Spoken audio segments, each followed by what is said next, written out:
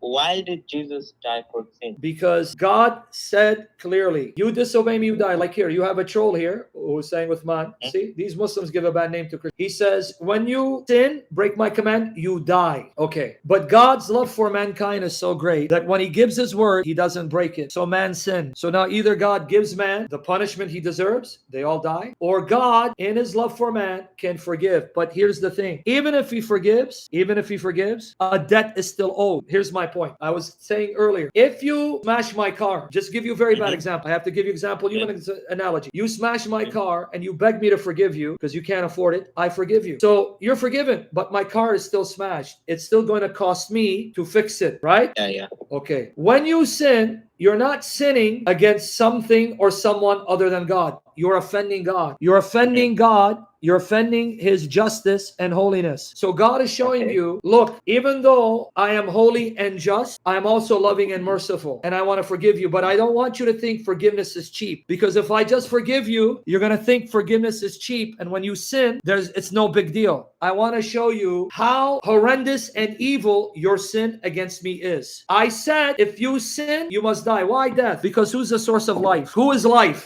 God, right? Yeah. When you disobey God, you can't remain in his presence, right? Yeah. But if you're not in his presence, that means you're not in the presence of life. So if there's no life, what does that mean? Absent life, what do you have? No life, what do you have? No life, what do you have, Shah? You got to think about it. I can't answer it if you don't get it. If there's no life, Shah, what do you have? Bingo?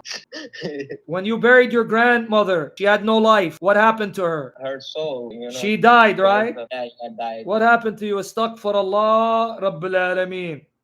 I said that once. I didn't hear you because you're like, chirp, Oh, okay. chirp.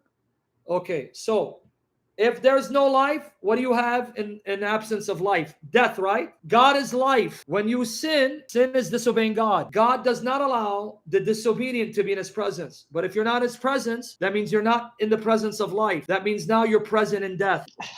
Okay, now I understand that. So what's the point? God's point is, to sin is to offend me. To offend me means you can't dwell in my presence. If you can't dwell in my presence, that means you won't be present in life because I am life. But when you disobey me, you can't dwell in my presence. That means you can't dwell in the presence of life. That means now you'll be present in death. But I love you too much to allow you to remain in death. Therefore, you have offended me. And because you've offended me, a debt is owed to me. You must undo the offense, but you can't do it. So I will do it for you to show you how evil disobedience is to me. Because if I just forgive you for any mistake, you will think forgiveness is cheap. Okay. Right? Okay. But when it costs God something to forgive you, then it makes you appreciate him more and love him more. Wow, this is what it costs you to forgive me. So sinning against you is not cheap. Because to forgive me, it costs you your life in my place.